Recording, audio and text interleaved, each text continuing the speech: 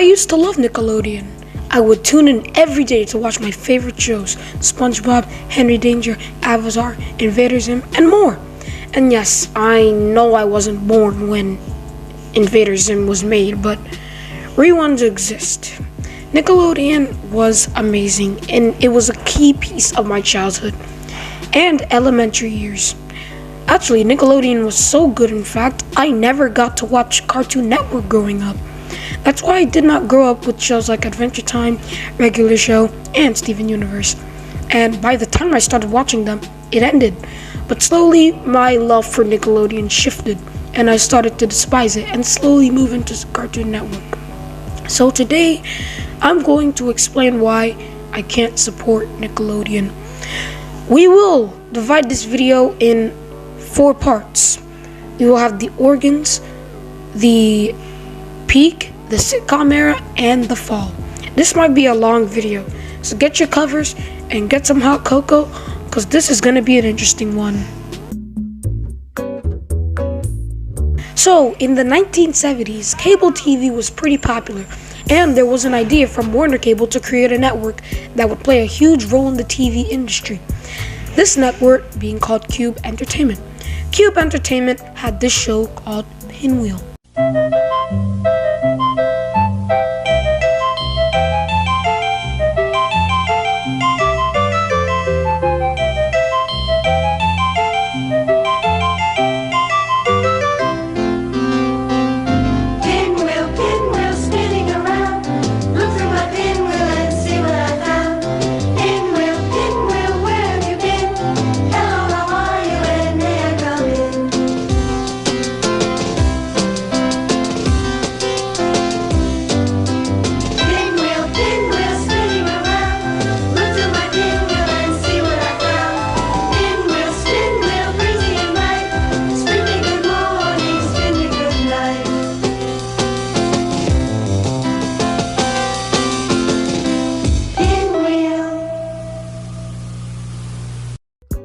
Pinwheel was a huge success, and actually, because of its success, the network's name got changed to Pinwheel. What is Pinwheel, you may ask? Kind of like Sesame Street. It would do live action / animation skits. Warner saw the success, and after purchasing a new studio, he knew he had to rebrand it, thus creating Nickelodeon. If this video gets 15 likes, I will review Pinwheel. But yes, after rebranding, they aired some new shows: First Row Feature, Livewire, and more. I might do a video reviewing all these shows. If this video gets 20 likes, I will do a video on that. Oh, and also, during this time, they changed logos twice. This was the first change, and this was the second change. The nostalgia. But then, around the early 90s, 3 new shows aired: Ren and Stimpy, Doug, and Rugrats. 3 shows that became icons of Nickelodeon. And the golden boy of Nick, Pinwheel, ended. And all the other icons died. And thus starts the new era of Nickelodeon.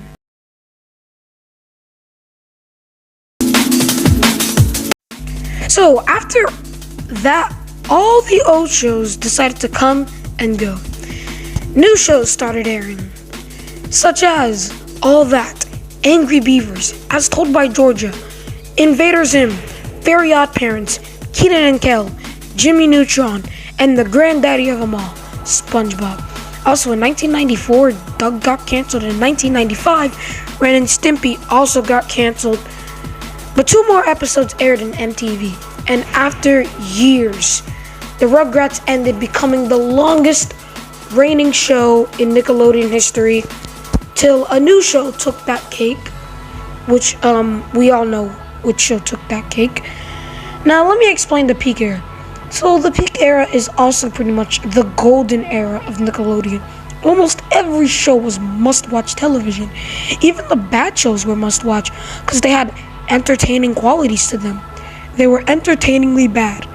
But the 3 shows, Rugrats, Ren and Stimpy, not the Adult Party, 3 amazing shows The Rugrats focusing on babies with huge imaginations and leading into some of the most entertaining / funniest moments in the Rugrats.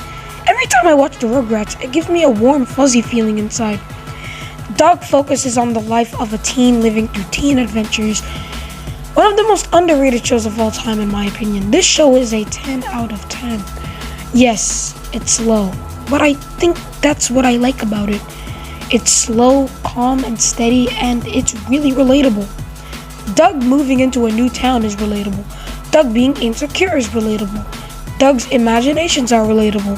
Doug's crush is relatable. Doug's best friend being his dog is relatable, and it's amazing. And Ren and Stimpy, a great cartoon focusing on a great duo going with their daily lives. Ren is so sympathetic here, unlike the adult party, and Stimpy is funny as shit. There were other shows that were amazing. Hey Arnold aired during this era, and it was a kids show that taught kids on dark subjects and had amazing characters. Hot take, Helga is one of my favorite cartoon characters of all time. Kenan and Kel aired during this time, which is a hilarious show. The Amanda Show is also a great sitcom. All that sitcom that aired during this time, and a sitcom that I thought aired during this period that I was surprised that didn't while doing the research for this video was Double Dare. Double Dare feels like a show that screams peak Nickelodeon, and I was shocked it ended right after the Rugrats, Doug, and Ren and Stimpy aired. Pre-movie SpongeBob was a thing during this era, and it was amazing. I did a video expressing the best episodes of pre-movie SpongeBob, so go check that out. Peak Fairy Odd Parents was also around during this time, which was amazing. The show focused on a boy named Timmy Turner getting 2 fairy godparents. This show was so good, in fact, that it aired for 16 years, which wasn't a good thing, because then all the jokes died, everyone was flanderized, and I'm going to save my breath on the downfall of the Fairy Odd Parents since that alone is great video material. Invader Zim also aired during the peak, one of the most underrated shows of all time. I actually want to do a greatness video on Invader Zim. It's just that good. Jimmy Neutron aired during this era too, which is a certified boy classic. Everything on Nickelodeon was gold. And I get that Cartoon Network was also good during this era. But like, if I were to do a top 25 best cartoon list, most of the shows would be from classic Nickelodeon. It's time to move on to the sitcom era. I never thought that it'd be so simple, but I found a way. Drake and Josh is a sitcom created by Dan Schneider. It focuses on 2 boys becoming brothers and getting into wacky adventures with his devious sister. How was Drake and Josh? Let's ask Michael Rosen. Mr. Rosen, how was Drake and Josh? Till it's cool, just cool, into the mouth. Nice. Yep, Drake and Josh not only was just nice, it was amazing. But it wasn't just Drake and Josh. There were 3 main shows of this era: Drake and Josh, iCarly, and Victorious. 3 shows that defined teen comedy throughout 2000s and early 2010s.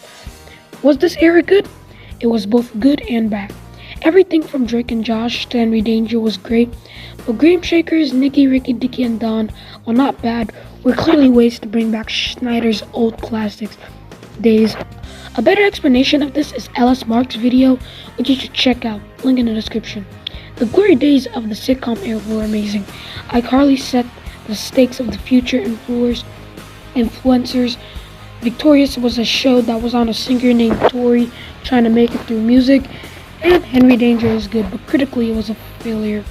Financially, it did well for the product and it was a success. So I guess that's what matters. Me personally, I loved Henry Danger.